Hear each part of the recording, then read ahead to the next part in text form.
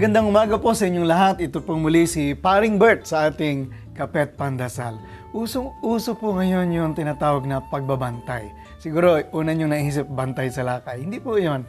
Yun po bang bantay bata, bantay dagat, bantay kalikasan. Yung pong bantay bata, narinig nyo naman yun.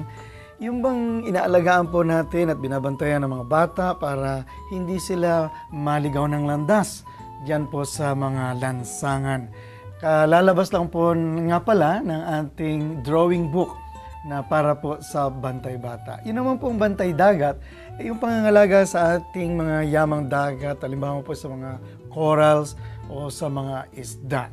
Bawal po yung mga pagdidinamita dyan.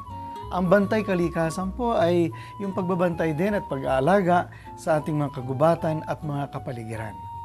Pero meron akong gustong idagdag, yung tinatawag kong bantay sarili. Yung bang hindi ko nahintayin yung may pulis pa dyan, napipito sa akin o traffic, natatawag ng aking pansin. Ako na mismo ang magbabantay at tatapik sa aking balikat upang hindi ako masama sa masama, hindi ako madala ng tukso, hindi ako mahulog sa bisyo, hindi ako mapadamay sa mga katiwalian na nangyayari sa paligid. Ako na mismo ang magpapaalala sa mga magaganda kong layunin at sa aking mismong mga kahinaan.